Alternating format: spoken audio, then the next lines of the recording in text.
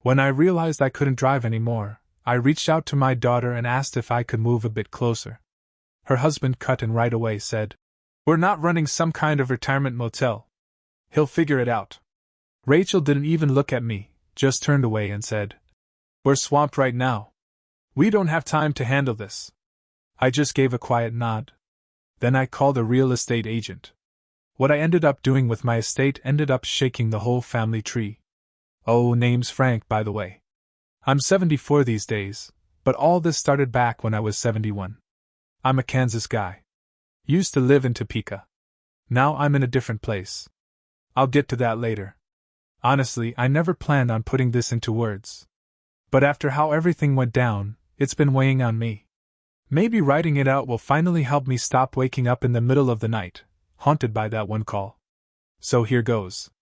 My wife Diana passed in 2018.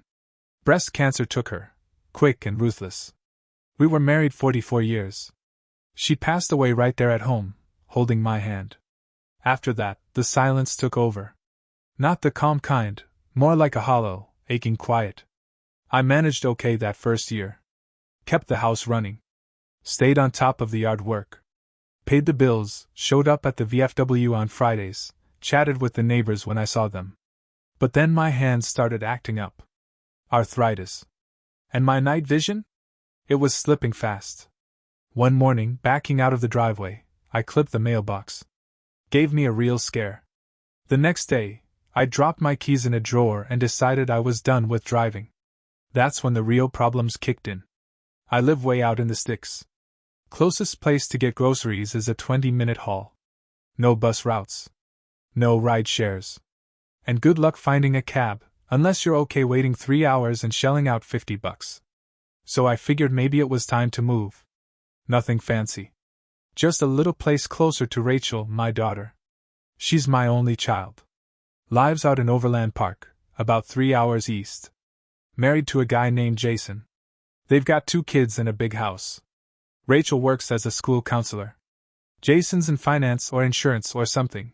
He's always going on about deals and business trips. We weren't super tight, but we kept in touch. Holidays, birthdays, the occasional phone call. After Diana passed, Rachel came out 2 weekends in a row to help me pack up some things.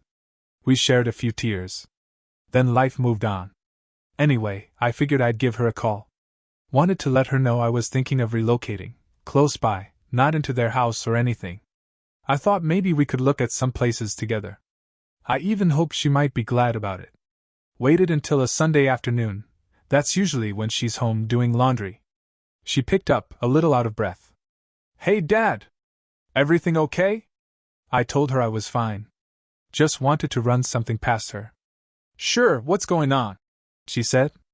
I let her know I wasn't driving anymore, and that living alone was starting to wear me down.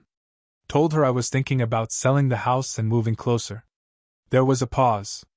Then I heard it, loud and clear. It was Jason, in the background like he was shouting into my ear.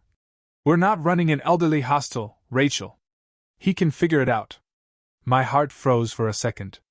I waited for her to push back. Say something. Stand up for me. But she didn't. Instead, she let out a sigh. And in the softest voice, she said, "Things are really hectic right now, Dad. The kids, Jason's job. I don't think we can take this on." Take this on. Like I was some broken appliance, or a chore she didn't have time for. I didn't lose my temper. Didn't raise my voice. I just held the phone in silence. Looked around the room. The house Diana loved, the walls she painted herself, the old couch she picked out. Suddenly, everything felt foreign. "I get it," I said. "Thanks anyway." Then I hung up. The very next morning, I called up a real estate agent. Told her I was thinking about selling. Asked if she could stop by. A woman named Colleen showed up that Thursday, early 40s, dressed sharp, didn't pry too much. We walked around the place together. She said the house was in great condition and would probably sell quickly. She wasn't wrong. Within a month, I had a buyer. A retired couple from Texas, moving closer to their son. Paid in cash. I never mentioned a word of it to Rachel. Why should I? I was done trying to stay in the life of someone who made it clear I didn't belong. I found a small one-bedroom condo over in Lawrence. It's a quiet spot, good neighbors, and I'm a short walk from the grocery store and my doctor's office. Had everything I needed. Then I made a call to my lawyer. I'd had a will in place for years. Everything was supposed to go to Rachel. The house, the savings, the truck, the life insurance. But after that phone call, I started rethinking it all. She'd made her decision. So I made mine. Had my lawyer rewrite the whole thing. Half of my estate would go to a veterans group that builds housing for older vets. The other half? To a senior outreach program in Topeka that supports folks like me, people who don't have anyone. The truck? I still hadn't decided what to do with that. A year went by. Life got quieter, but in a good way. I made some friends at the local senior center. There was Evelyn, kind woman, also lost her spouse. Her grandson Logan came by once and helped me fix a leaky sink. Good kid. He even dropped in now and then just to check on me. Didn't ask for a thing. Then one night I had a stroke. Most of it's a blur. Next thing I knew, I was waking up in a hospital bed with a nurse shining a light in my eyes. They said it was mild and they caught it in time. Still scared me. Really hit me how fast things can flip upside down. I spent 2 weeks in rehab. When I got out, I did something I hadn't done in over a year. I picked up the phone and called Rachel. She answered. I told her what had happened. Told her I'd had a stroke, but I was doing all right now. Just thought she should know. She went quiet. Then she asked, "Why didn't you call me sooner?" I didn't say what I was really thinking, that she'd already shown me where I stood. Instead I told her, "You were busy." Then I told her something else. "I changed my will, Rachel. You're not in it anymore." You could feel the weight on the line after that. She said, "You what?" I told her I've got people in my life now who treat me like I matter. They're the ones who'll be getting what I leave behind. She started crying. Real tears. But I didn't feel any kind of victory. I didn't feel harsh. I just felt tired. Worn down. She showed up 2 weeks later. Brought flowers. Sat next to me. Kept saying she was sorry. "Dad, I didn't know how to tell Jason no." I nodded. But I didn't say a whole lot. She left after 20 minutes. That was the last time I saw her. She still calls now and then. Leaves voicemails. I listen. But I don't call back. And I'm not done with this story just yet. Because what I did after that, what I planned next, well, let's just say when the estate lawyer finalized things, nobody saw it coming. After Rachel's visit, life settled down again. I got back into my routine. Doctor visits, breakfast at the same diner, senior center on Wednesdays. Evelyn still looked in on me. And Logan? He started driving me to appointments. Refused to take a dime for gas. She just said, "You remind me of my granddad." Physically, I was healing up fine. But mentally, there was still this heavy feeling sitting on my chest. Not anger exactly. Just something unfinished, like a door left half open in a storm. 3 months passed. Then a letter showed up. It was from Jason. Typed out.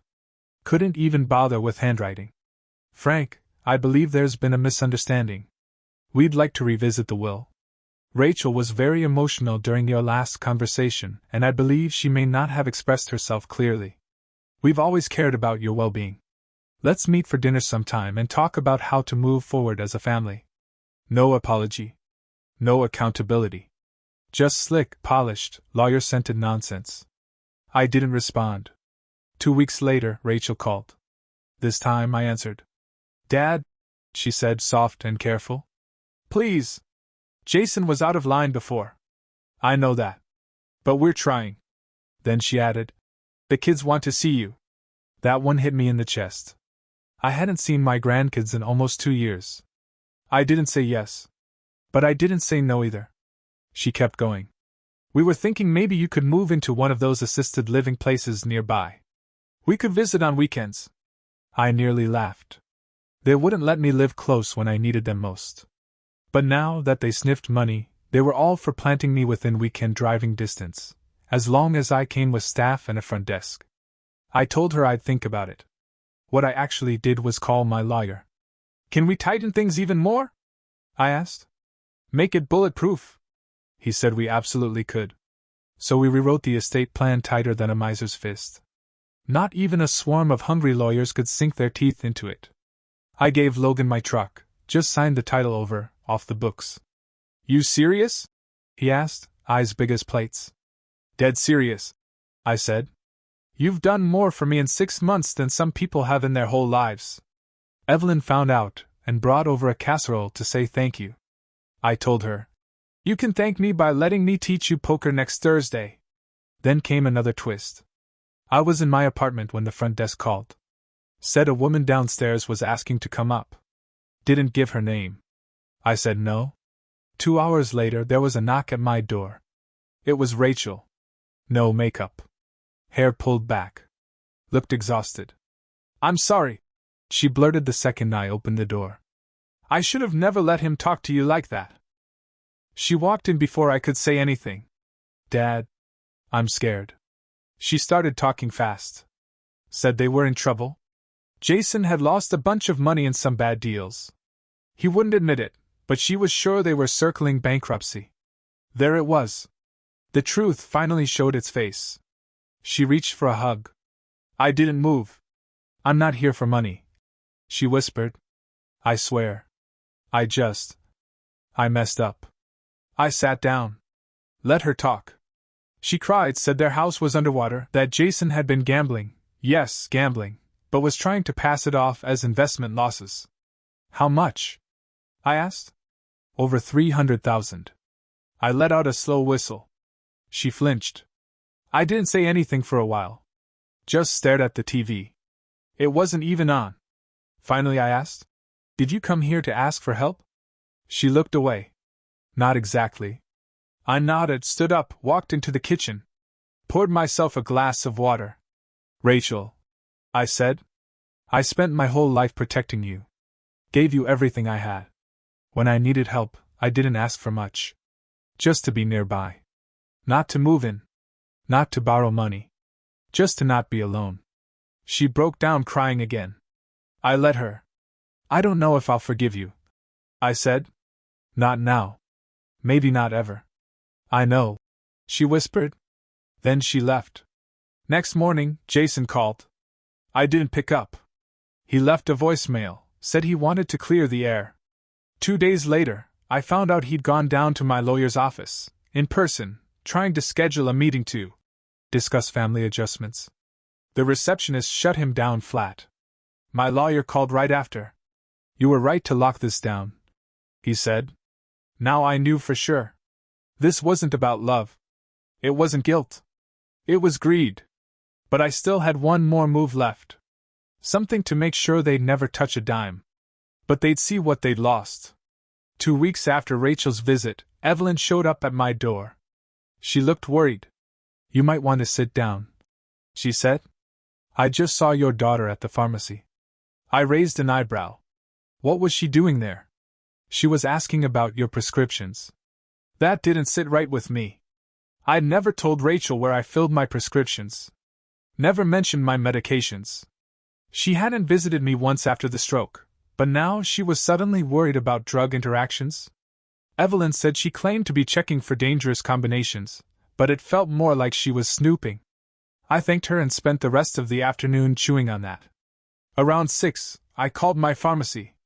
Told them to put a privacy lock on my file. Gave them a list of names who were never to be given any information about me. Rachel and Jason topped that list. Next day, the building manager called. Said someone had been hanging around the lobby asking questions about me, my health, my visitors, if I had any emergency contacts. I didn't give her anything, he said. But I figured you'd want to know. They were circling. Not because they cared. But because they were hoping I'd kick the bucket and leave the vault unguarded. What they didn't know was I wasn't just locking it, I was rigging it like a landmine. That week, I went back to my lawyer. Asked him what the legal options were for leaving behind a video message as part of the estate. He grinned. Very possible, he said. So we set it up. Filmed it right there in his office. It was just me, one take, no script, sitting in front of a camera, telling the truth. I didn't raise my voice. I didn't throw insults. I just laid it all out, what happened when I asked for help, what I heard Jason say in the background, what Rachel didn't say, and everything that followed. Why I made the decisions I did. And then I said, if you're watching this, it means I'm gone. Which also means it's too late to pretend. You had a chance to be my daughter when it mattered. But instead, you let your husband treat me like a stray dog and you turned your face away. That's why you're getting nothing. No money. No assets. No second chances. I leaned in toward the camera and added, next time someone asks you for help, I hope you think about this moment. I hope it sticks. About a month after filming that, I got a package with no return address.